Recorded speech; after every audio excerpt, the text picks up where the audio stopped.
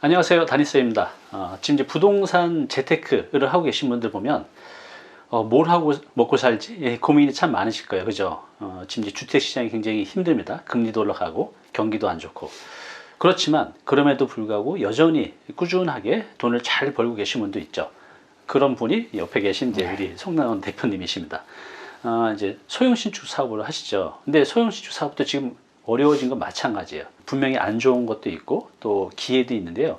오늘 영상 보시면 소형 신축 사업으로 지금 현재 여러 가지 이 경기 상황이나 또 외적 상황, 또 내적 상황을 해서 우리가 어떻게 지속적으로 또 통제 가능하게 예측 가능하게 돈을 벌 수 있는지 알려드릴게요. 초보자도 보시면 좋을 것 같고요. 지금 어느 정도 하고 계신 분도 지금 이 시장의 트렌드에서 내가 어떤 포지션을 가질지에 대해서도 답을 찾을 수 있을 겁니다. 소개 좀 부탁드리겠습니다. 네, 안녕하세요. 오랜만에 나왔습니다. 소규모 신축 사업하고 있는 황금대지 송양훈이라고 합니다. 자, 오늘은요, 지금 이 시장에 여러 가지 이제 다양한 변수들도 있고, 또 안 좋은 거죠, 전부 다. 안 좋은 건데, 그럼에도 불구하고 이 시장을 어떻게 극복할지, 좀 전반적으로 다시 한번 훑어주시면 좋겠습니다. 네, 알겠습니다. 제가 사실 저도 그 직장 다니면서부터 건물을 지었거든요. 근데 지금도 짓고 있지만, 그리고 제가 이제 강의를 하는데 저한테 배우는 분들도 다 일반인이고 그러다 보니까 이 신축 사업의 본질을 보니까 결국에 이게 전문가가 되어서 내가 하나부터 열까지 다 하면 좋겠지만 사실 그렇게 하기가 좀 불가능한 영역인 것 같아요. 그렇죠. 그래서 어차피 이 신축을 하려면 누군가에게는 이제 위임도 해야 되고 이제 도급 계약을 통해서 이제 전담을 시켜야 되는데 이제 그러면은 일반인인 건축주가 내가 성공적으로 하려고 하면 그런 전문가를 잘 선정을 하고 그들과 좀 협상도 잘 하고. 그렇죠. 주요 파트너들이 누가 있을까요? 제일 처음에 이제 입문 단계가 땅을 매입할 때 중개사겠죠. 중개사. 중개사하고 그다음에 이제 땅을 샀으면 설계를 해야 되니까 이제 건축사. 그다음에 이런 파트너들 누가 있죠? 건축사가 설계를 끝냈으면 그거를 이제 물리적으로 구현해줄 시공사. 그렇죠. 맞아요. 시공사가 있고 시공을 다 완료했으면 그거를 임대하거나 분양을 하거나 이제 매각할 때 이제 분양대행사, 중개사 아니면 MD 이제 이런 분들이 또 이제 그분들이 각 파트의 전문가들이고 이제 우리는 그런 분들을 어떻게 잘 선정해서 잘 협상하는 게 중요해서 제가 볼 때 신축 사업은 제가 직장 다닐 때 영업을 했어요. 그러니까 이 영업했던 게 신축할 때 도움이 되는 것 같아요. 그래서 이렇게 막 공부해가지고 뭐 용적률, 건폐율 막 아는 것도 중요한데 결국 사람을 얼마나 잘 역량을 이끌어내는지 이제 그게 굉장히 중요한 것 같아서. 그러니까 이제 말씀하신 대로 저는 이 신축 사업을 오케스트라 지휘자로 비유를 해요. 여러 뭐 바이올린, 피아노 뭐 여러 가지 있잖아요. 이거 잘 모르지만 그분들 다 조율을 하는 거잖아요. 좋은 음악이 나도록. 그러면 이제 방금 말씀하신 대로 부지 매입 단계에서 중개사, 건축사, 또 분양대행사, 또 시공사, 또 세무사도 하게 되고 법무사도 이 단계에서 하게 되고 관여하는 분들이 되게 많죠. 또 대출 브로커도 필요하고. 그래서 이런 분들을 잘 만나고 잘 조율해 가야만 좋은 결과가 나오는 것 같아요. 맞습니다. 이런 것도 좀 전반적으로 좀 이렇게 훑어주세요. 그래서 제가 준비한 장표를 보시면 일단 신축을 할 때 우리가 계획을 세우고 그다음에 준비를 해서 이제 실행을 하죠. 근데 이제 다니TV 보시는 분들은 사실 다양한 그동안 컨텐츠가 있어서 이제 실행을 하시는 단계는 어느 정도 좀 잘 아실 거라고 생각하고 제가 방금 말씀드린 대로 실행할 때에는 결국에 좋은 전문가를 선정해서 그분과 어떻게 협업을 하느냐 이제 그게 포인트니까 이제 실행을 하는 단계보다는 오늘은 그걸 준비하고 계획할 때 그게 이제 실행 단계에서는 사실 그 전문가분들이 사실 이렇게 건축주가 큰 의사결정을 하지만 결국 그 전문가들이 알아서 하거든요. 그래서 그 밑에 계획하고 준비할 때 결국 그 건축주가 혼자 결정할 게 많은데 이제 준비할 때 보면은 사실은 그 자금 조달을 하는 그 대출 분야가 있겠죠. 그래서 은행 지점장님한테 이제 그 자금 조달하는 거랑 그 다음에 결국 세금. 내가 얼마 버냐도 중요하지만 얼마나 세이브하느냐. 그 다음에 요즘 개인으로 할 거냐 법인으로 할 거냐. 그 부분도 이제 중요하고 그 다음에 여러분들이 임대사업자를 놓을 거냐. 이제 그런 여러 가지 내가 어떤 무기를 가지고 이제 시작을 할 건지 거기에 대해서는 이제 전문가분들이랑 상의를 해서 내가 이제 의사결정을 하면 되는데 그거보다 더 밑단에 최초에 시작을 할 때는 그런 전문가가 아닌 나 혼자 100% 결정하는 분야가 있는데 제가 생각했을 때 그게 일반인 건축주들이 가져야 할 역량 중에 하나고 네. 가장 어떻게 보면 중요한 거라고 생각을 하는데 뭐죠? 그게 이제 상품을 기획하는 거랑 기획. 네. 네. 그다음에 사업성을 분석하는 거예요. 사업성 분석. 네. 네. 그래서 결국에 내가 건물을 지을 건데 이제 질문을 저한테 하시는 분들이 있어요. 네. 뭐 건물 뭐 내가 한 10억 있는데 건물 짓고 싶어요. 네. 그런데 그 질문 자체가 사실 틀렸다기보다 네. 뭔가 이렇게 구체적인 그게 없는 거죠. 그래서 내가 어떤 건물을 어떻게 지어서 어떻게 돈을 벌 건지 이제 거기에 대해서 건축주가 좀 알고 있어야 되고 네. 그 다음에 이제 그거를 굴리는 데 있어서 내가 얼마를 갖고 있는데 돈이 얼마가 들어가고 얼마가 벌리는지 이제 그거를 미리 판단한 다음에 그거를 가지고 우리가 각 전문가들이랑 상의하면서 진행시키는 게 맞지 않을까. 그래서 여러분들이 한 바퀴만 돌려보면 네. 내가 경험해보면 그 두 번째, 세 번째 할 때 상품 기획이나 사업성 분석할 때 훨씬 더 오차도 안 나고 훨씬 더 빠르게 할 수 있고 더 견고하게 할 수 있으니까 이 경험이 쌓임으로써 이게 더 빨라지는 것 같아요. 네. 질문이 있는데요. 네. 이제 대표님 같은 경우는 이런 이제 소형 신축 사업을 하실 때 네. 상품 기획을 해놓고 그 기획에 맞는 땅을 고르세요? 아니면 땅이 이제 싸게 좋은 게 나오면 그걸 가지고 기획을 하세요? 뒤에서 얘기하겠지만 저는 일단은 상품 기획을 먼저 하는 타입인 것 같아요. 왜냐하면 이 상품 기획이라는 것 자체가 결국 내 인생의 라이프 스타일이나 내 재무 목표에 따라서 정해지는 거거든요. 네. 그러니까 내가 지금 현금 흐름이 필요하다 네. 라고 하면 사실 좀 상가나 이런 좀 수익성 있는 건물을 기획을 해야 될 것 같고 나는 지금 현금 흐름보다는 목돈이 좀 필요하다. 네. 목돈을 좀 불려야 된다 라고 하면은 사실은 또 그런 쪽이 필요하니까 네. 그래서 내가 약간 지금 당장 필요로 하는 재무 목표나 네. 아니면 내가 지금 처한 상황 거기에 따라서 컨셉이나 상품 기획이 정해지고 거기에 맞는 좀 땅을 찾다가 네. 이제 좋은 땅을 그렇죠. 하죠. 그럼 초보자들은 이제 상품 기획을 하고 거기에 맞는 땅을 찾는 게 좀 더 맞는 방법이라고 봐야겠네요. 네네네. 일단은 상품 기획부터 제가 좀 설명을 드려보겠습니다. 네.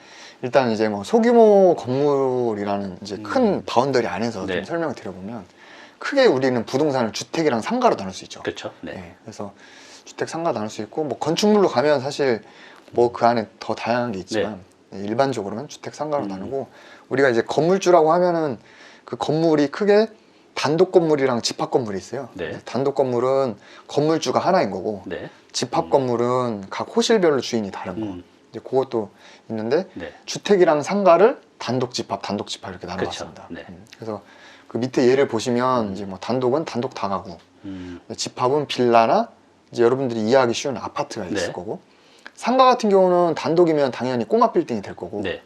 그 다음에 이제 집합 건물인데 상가라고 하면 여러분들 아파트나 저기 이제 뭐 큰 아파트 단지에 보면 프라자 같은 거 있잖아요. 네, 프라자. 네, 네. 그런데 보면 다 구분 상가의 합이니까 이제 그런 거랑 이제 지식산업센터 네. 뭐 그런 게 말씀드릴 수 있겠죠. 네. 그래서 그거를 지어서 여러분들이 세팅할 때 임대를 놓을 거냐 아니면 통매를 할 거냐 네. 아니면 분양을 할 거냐. 결국 이제 그 가로축은 상품을 나열하신 그렇죠. 거고 세로축은 엑시트 전략을 맞습니다. 뭐로 갈 것인가. 네. 그래서 이제 가로축은 제가 상품 기획을 뭘로 할 건지를 좀 구분을 해놓은 거고 여러분들이 어떤 재무 목표나 네. 이런 내가 하고 싶은 게 엑시트가 뭐냐에 따라서 구분을 해서 좀 해놨습니다. 네. 그래서- 표가 아주 그냥 알기 쉽게 잘 정리가 돼 있어요. 네네네. 좋네요. 예. 그래서 뭐 일례로 제가 X 쳐놓은 거는 안 되는 거예요. 그렇죠. 안 되는 예, 거. 뭐 네. 단독 건물 같은 경우는 분양이라고 안 하고 보통 매각을 하니까 예, 그렇죠. 분양은 빼놨고. 예를 들어서 상가에서 이제 전세는 안 되니까 네. 이제 아예 의미가 없는 거고. 그렇죠. 네. 그래서 그런 거 빼놓고 유의미한 것만 제가 보면 여러분들이 가장 쉽게 접근할 수 있는 게 다가구거든요. 네, 그렇죠. 다가구 많이 하시죠. 주택인데 단독이죠. 네. 그래서 일단 소액으로 할 수 있고 네. 가장 좀 난이도도 낮고 근데 그렇게 해가지고 예를 들어 전세를 놨다. 네. 전세를 놓으면 사실은 전세 보증금이라는 레버리지가 있기 때문에 네. 내 투자금이 좀 적게 들어가서 네. 이제 무피나 네. 이제 뭐 풀피 그렇죠. 그래서 사실은 내가 이 부동산에 대한 소유권을 가져가는 인플레이션 투자에 적합한 거라고 볼 수 있고요. 그러니까 어떤 경우에는 이제 다가구 같은 경우는 내가 들어간 돈, 뭐 토지비 또 건축비가 10억이 들어갔는데 전세를 다 놨더니 10억 또는 그 이상이 될 수도 있다는 그렇죠, 거죠. 그렇죠. 예. 남의 돈이 하지만 이제 투자비를 무이자로 다 회수를 하는 거네요. 그렇죠. 그러면 이제 현금 흐름은 없겠지만 네. 내가 그 땅과 건물을 네. 소유권을 가지고 그렇죠. 있죠. 네. 예. 그러면 이제 그 소유권이 나중에 인플레이션이 해서 차익을 볼 거냐, 네. 아니면 여러분들이 이제 월세를 놓을 수가 있겠죠. 그렇죠. 월세를 놓으면은 현금 흐름이 생기는데 만약에 내가 월세 흐름을 보겠다라고 하면 이게 수익률 접근으로 가기 그렇죠. 때문에 네. 그러면 원가를 좀 최대한 줄이는 게 좋거든요. 네. 그러면은 이제 부지를 무조건 좀 싸게 매입하고 그렇죠. 수익률을 좀 극대화할 필요가 있다. 이제 그 포인트로 보시면 되고. 수익률로 접근한다 그러면 예를 들어서 뭐 강남, 서초, 송파, 용산처럼 비싼 지역 같은 데는 좀 힘들겠죠. 그렇죠. 요즘에. 그런 데는 이제 뭐 나중에 길게 보면 그런 데가 주요 입지고 네. 수요가 꾸준히 있으니까 많이 오르겠지만 네. 당장에 내가 수익률을 보고 싶다라고 하면은 사실은 뭐 경기도나 지방으로 가는 것도 적합할 그렇죠. 수 있겠죠. 네. 그 다음에 이제 내가 당장 지어서 팔겠다. 네. 신축 판매겠죠. 네. 그런 거는 사실 단타 수익을 보는 건데 사실 단독 다가구를 단타 수익 보는 거는 제 생각에 제 기준이면 막 그렇게 재밌는 것 같지는 않습니다. 네, 그래서 그렇죠. 요즘 같은 시대에. 그 다음에 요즘 결국에 대출이 승계가 돼야 팔리는데 대출 승계도 요즘 쉽지 않아서 그렇죠. 네. 조금 쉽지 않은 영역인 것 같고 그 다음에 이제 여러분들이 단독이나 다가구 같은 거 지어보면 이제 조금 한두 번 해보면 빌라 이제 많이 보실 겁니다. 그렇죠. 그래서 네. 빌라를 지어서 내가 분양을 해보자 네. 해서 하는데 가장 쉽게 하는 게 이제 빌라 같은 경우는 분양이죠. 네. 근데 이제 분양을 하려면 잘 결국 팔려야 되니까 네. 이제 크게 두 가지입니다. 실수요자가 많거나 아니면 이제 그게 재개발 예정지여서 투자자들이 몰리거나. 그렇죠. 네. 그 두 가지를 관점에서 좀 잘 팔릴 만한데 분양을 하는 게 좋고 그 다음에 이제 그걸 억지로 팔기 위해 네. 분양가보다 높게 전세를 놓고 그냥 터는 행위가 있어요. 네.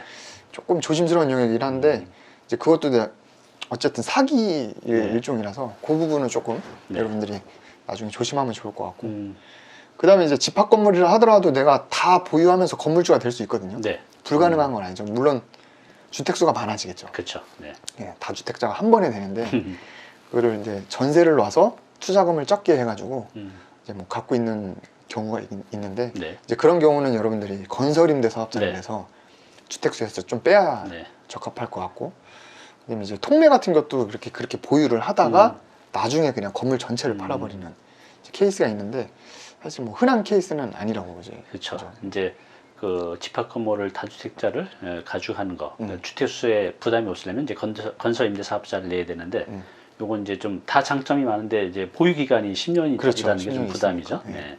그다음에 뭐 임대료도 5%씩밖에 네. 못 올리고 임대료 상승 제한도 있고요. 네. 그래서 뭐 작은 다세대 갖고 있으면은 그걸 장기 보유하다가 리모델링 하거나 네. 뭐 나중에 뭐 쉐어하우스 운영하거나 이제 그렇죠. 뭐 그렇게 하는 경우도 있긴 한데 그렇죠. 내 땅이 내 건물이니까 내가 융통성 있게 뭔가 이렇게 맞습니다. 바꿔갈 수 있는 것 같아요. 네.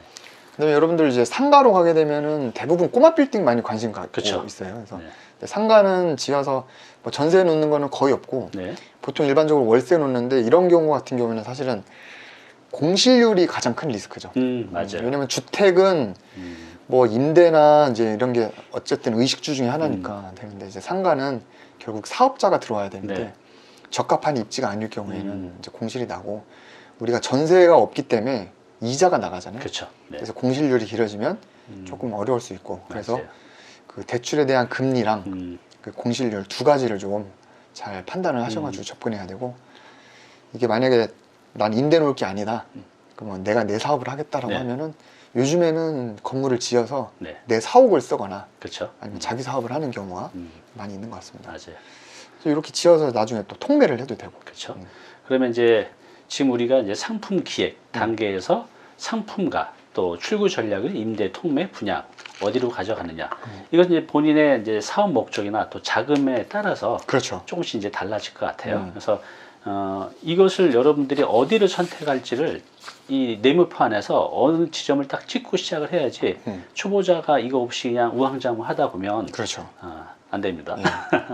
그래서 뭐 다들 본인의 그런 목표도 있지만 그 자금 현실적인 규모도 있잖아요. 네. 그래서 그것도 이제 뒤에 설명드릴 건데 내가 안 되는 어차피 돈이 없어서 어려운 분야를 내가 하겠다고 해봐야 좋은 땅이 나와도 사실 그렇죠. 쉽지 않을 수 네. 있으니까 그런 자금 상황에 맞는 것도 중요합니다. 네. 그래서 제가 이거를 하나씩 조금 네. 좀 뜯어가지고 네. 하나씩 입지 선정에 대한 포인트를 좀 설명을 드리려고. 그렇죠. 이제 가장 중요한 게 이 사업 시행 사업은 입지죠. 맞아요. 굉장히 중요한 내용입니다. 해왔던 분들도 잘 모르고 네, 네. 이게 반복적으로 실수를 많이 하는데 돈이 되는 정보니까요. 꼭 한번 잘 들어보세요. 좀 어렵지만. 네네. 여러분들 가장 쉬운 사실 단독 다가구 이제 네. 원룸 같은 경우가 이제 주택인데 만약 여러분들이 서울에 살 것 같으면 보통 필지가 30평에서 50평 네. 사이에 필지를 많이 개발을 하시는 것 같아요. 그렇죠. 네. 그래서 대표적인 단독 건물이 다가구랑 다중주택 아니면 진짜 단독주택이 그렇죠. 있는데 뭐 단독주택이야 사실은 뭐 거의 빼고 그렇죠. 다가구랑 다중이 있는데 대부분 사실 서울에서는 다중주택을 많이 짓는 것 같아요. 네. 왜냐면 주차장법이나 수익률 측면에서 훨씬 더 유리하기 때문에 그렇죠. 그렇게 하고 만약에 여러분들이 서울에 다중주택을 개발한다고 하면 거기 들어와 있는 수요자 자체가 네. 1인 가구가 많거든요. 그렇죠. 1인 가구인데 거의 사회 초년생들이 많다 보니까 그 지방이 집인데 서울에 직장 때문에 올라온 분들이 거의 대다수가 타깃이 돼서 네. 그럼 그런 분들은 결국 목적이 출퇴근이거든요. 그러니까 그 3대 업무지구 광화문, 여의도, 강남 이 세 개를 지나는 역세권. 예, 그 노선의 역세권. 결국 여기 있는 분들은 다 직장인들이 많으니 3대 업무지구 일자리가 많은 곳. 그렇죠. 새 들어가면 되는데 거기 비싸니 네. 거기가 접근하기 쉬운 역세권. 네네. 네 들어가는 게 이제 괜찮다 입지로는요. 그렇죠. 그분들이 또 이제 차도 없고 네. 거의 전철 타고 다니니까 그렇죠. 역세권. 만약에 비역세권으로 갈 거다 하면은 1층에 근생 정도는 들어갈 만한 입지. 이제 그런 거를 좀 보시면 좋을 것 같고. 이건 왜 그렇죠? 설명 좀 부탁드릴게요. 이게 이제 용으로 못 갈 거면 뱀으로 가는 건데 이왕 뱀으로 갈 거면 머리로 가라. 네, 그겁니다. 그래서 역세권이면 좋긴 한데 여러분들 이제 땅값이 비싸잖아요. 네. 그러면 결국 뱀으로 가야 돼요. 용으로 못 가면. 이제 그러면 그 안에서도 그나마 좀 좋은 입지가 조금 뭐 골목의 사거리라든가 네. 그나마 주동선이 있는데 그러면 1층에 좀 상가 세탁소나 이런 거 들어갈 만한 입지니까 자리. 네. 그러면은 이제 건물 가치도 괜찮고 네. 입지도 괜찮으니 이제 안으로 들어갈 거면 가급적이면 1층에 근생이 들어가는 게 좋을 것 같고. 네. 그다음에 이제 이런 원룸 건물의 이제 주 경쟁사가 결국 이제 오피스텔이죠. 그렇죠. 네. 그 오피스텔은 사실은 완전 초역세권에 있죠. 네. 그래서 뭐 경비 아저씨, 편의점, 주차장 네. 이런 거를 이기고 우리가 이제 임대를 놓으려면 그 이상의 뭔가 경쟁력이 있어야 되거든요. 뭐 크기나 가격, 그렇죠. 뭐 이제 이런 걸로 가야겠네요. 그냥. 싸거나 넓거나. 네. 네. 뭐 그렇게 그런 요인을 갖춰야 되고. 네. 그다음에 간혹 이제 주거 지역 말고 준주거나 준공업을 좀 보시는 분들이 계신데 네. 이제 준주거나 준공업이라고 다 입지가 좋은 건 아니에요. 그렇죠. 네. 예. 그냥 용도 지역만 파란색이고 네. 그냥 딱 보면 주택가인 거 있잖아요. 근데 그런 거는 이제 주택으로만 개발할 수밖에 없는데 이제 이게 높게 지으려면 주차장이 많이 필요하잖아요. 여기서 준주거나 준공업이 비싼 이유는 용적률 때문에 그런 거죠? 맞습니다. 용적률이나 이제 일조권을 안 받다 보니까 건물을 높게 올릴 수 그렇군요. 있는데 네. 근데 이제 주택을 하려다 보면 높게 올리는 만큼 주택 수가 많아지고 네. 그럼 주차장이 많이 필요하니까 그렇죠. 그러니까 이제 어떻게 이제 근데 땅은 좁고 네. 그래서 요리를 어떻게 할까 하다가 대부분 원룸을 하긴 하는데 네. 거의 다가구나 다중을 근생이나 오피스텔로 좀 많이 조합을 해서 주차장은 줄이고 원룸은 많이 뽑는. 결국 이제 사업 시행에서 가장 중요한 것은 주차장을 적해놓고 건물을 얼마나 높이 오르냐. 네, 맞아요. 그 결정이 결국 내가 지려는 이제 상품의 종류에 따라서 주차장 법이 다르니까. 그렇죠, 그렇죠? 그렇죠. 그래서 이제 그 말씀하신 거죠. 네네네. 그리고 이제 서울이 좀 부담되는 분들은 경기도로 가야 되는데 경기도요. 네. 경기도만 가더라도 땅값이 많이 낮아졌어요. 낮아지고 좀 서울이랑 많이 차이가 나기 때문에 네. 보통 경기도 같은 데는 좀 땅값이 저렴하니까 한 5, 60평 정도. 그래서 다중보다는 이제 다가구로 네. 이제 많이 지으시는 것 같고 1층에 상가 놓고 위에 이제 좀 다가구를 많이 놔서 네. 거기는 이제 그 지역의 수요에 따라서 원룸이냐 투룸이냐 이렇게 기획을 해가지고 네. 그렇게 좀 개발을 하시면 좋을 것 같고 그 다음에 이제 신도시 같은 경우는 지구 단위 계획이 있어서 네. 좀 우리가 건물을 지을 수 있는 그 틀이 좀 정해져 있거든요. 그렇죠. 네. 그래서 거기에 맞게 해서 좀 신도시다 보니까 좀 민원도 좀 적어요. 좀 네. 널찍널찍하고 그렇죠. 건물 짓는 것도 쉽고 그래서 처음에 좀 내가 좀 쉽게 일단 해보고 싶다고 하면은 신도시에 가는 것도 괜찮은데 이런 거는 이제 일반적으로 1층 상가에 그렇죠. 2, 3, 4 다가구. 네. 근데 이런 데서 할 때는 결국에 2, 3, 4 다가구의 전세나 월세 시세는 비슷한데 네. 1층 상가의 임대 시세가 그 입지에 따라서 많이 결정되는 그렇죠. 것 같아요. 네, 그래서 맞아요. 그 신도시에서 뭐 지구 단위 그런 데서 이제 입지 선정할 때는 1층 상가 임대가 좀 수월한 입지 이제 그거를 좀 보시고 선택하는 게 좋을 것 같고 지방 같은 경우에는 이제 뭐 70평 이상, 네. 뭐 다가구나 아니면 이제 상업 지역도 접근이 가능해요. 이제 그렇죠. 그런데 고시원 같은데 고시원으로 이제 신축을 해서 이제 높은 수익률로 좀 접근을 하는 게 좋을 것 같습니다. 이렇게 보면 이제 서울, 경기, 신도시, 지방으로 갈수록 땅 가격은 싸지는데 그렇죠. 건물 가격은 어디나 짓나 강남에 짓나 저기 강원도 산골짜기 짓나 이제 맞아요. 건축비는 똑같단 말이죠. 네네네. 그래서 이제 지방에 지을 때는 좀 더 고민이 필요한 것 같아요. 네. 결국 언젠가는 이제 엑시트를 하려고 하면 그때도 어쨌든 수요가 있는 데다 하는 게 좋으니까 네. 그런 것도 고민하시면 좋을 것 같습니다. 알겠습니다. 이렇게 하고 여러분들이 이제 만약에 집합 건물을 하고 네. 싶다라고 하면 집합 건물은 딱 말만 들어도 건물이 집이 집합되어 있으니까 네, 조금 사이즈가 크겠죠? 좀 크겠죠. 네. 크니까 서울 같은 데 하더라도 음, 보통 이제 80평에서 120평 음, 정도에서 많이 봅니다. 그래서 돈이 좀 많이 필요하겠네요. 네, 그래서 뭐 평당 3천만 하더라도 100평이면 벌써 30억이죠. 그러게요. 예, 네. 그래서 이제 이런 데는 제가 볼 때 아까 원룸 같은 경우는 뭐 역세권이다, 뭐 입지 이런 걸 좀 보라고 했는데 이런 이제 빌라 같은 경우는 아까 얘기한 대로 이제 결국에 팔려야 되기 때문에 네. 팔려야 되기 때문에 제가 볼 때는 뭐 입지도 중요한데 물론 주차장이 있기 때문에 꼭 역세권은 아니어도 될 것 같아요. 네, 그렇죠. 그래서 그 좀 입지보다는 좀 지역이 좋은데 그래서 너무 이렇게 외곽보다는 좀 약간 강남 쪽에 좀 가까이 붙어 있는 그런 지자체로 하면 좋지 않을까. 네. 그다음에 이제 결국 이제 팔려야 되는 거라서 뭐 재개발 호재가 이제 예상되는 지역이나 네. 아니면 여러분들 이제 신혼부부가 와서 이거 빌라를 살 텐데 네. 의사결정권자가 여자예요. 그렇죠. 네. 여자들은 뭐 분리수거장이나 주차장이 있냐 없냐보다는 집이 이쁘냐 안 이쁘냐. 그렇죠. 네, 맞아요. 그래서 이런 거는 원룸보다는 이제 인테리어 트렌드에 좀 민감하게 좀 시공을 좀 해야 된다. 네. 그리고 여러분들 좀 분양이 요즘 걱정돼서 좀 불안하시는 네. 불안한 분들은 LH나 SH 선매입 조건으로 이제 분양하는 게 있거든요. 네. 그거는 조금 이제 더 알아보셔야 되는데 그런 것도 관심을 갖는 것도 네. 좋을 것 같고 내가 좀 돈이 있어서 큰 거 하고 싶다. 네. 그러면 이제 뭐 준주거나 중공업 같은데 뭐 100평 좀 넘어가는데 그런 데서 큰 뭐 오피스텔 같은 거 뭐 해도 되는데 요거는 이제 당장 초보자가 하기보다는 네. 그렇죠. 조금 나중에 경력이 쌓이면 하면 좋을 것 같습니다. 단독인 이제 다중, 다가구, 뭐 이 원룸으로 이렇게 좀 해보시고 한두 번 정도 해보시고 그 다음에 이제 대부분 이제 이 집합 건물로 넘어오게 되죠. 네. 뭐 지금 이제 대출 규제가 좀 있지만 대출이 잘 나올 때는 내 자기 자금 뭐 한 20%, 뭐 아니면 한 30% 정도로 충분히 할 수 있었거든요. 100억이면 한 20, 30억 갖고 하는 거죠. 네. 그 이하로 갖고도 합니다. 그래서 이제 결국은 여기로 오시게 될 거예요. 그래서 한번 들어보시고요. 그러면 이제 그 서울은 이제 그렇고 그다음 이제 경기도 지방 도심은 어떻게 해야 될까요?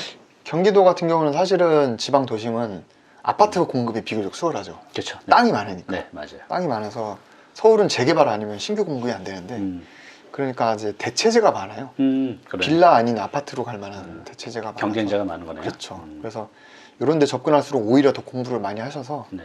뭐 1인 가구냐, 신혼부부냐, 이제 뭐 가족 단위냐, 수요자에 대한 분석도 좀 필요하고 그다음에 뭐 이런 데는 분양을 해서 분양 수익을 남기겠다라고 하기보다는 이제 소규모에 한해서 네. 그런 데는 좀 수익형으로 접근하는 것도 예, 괜찮은 것 같습니다. 네.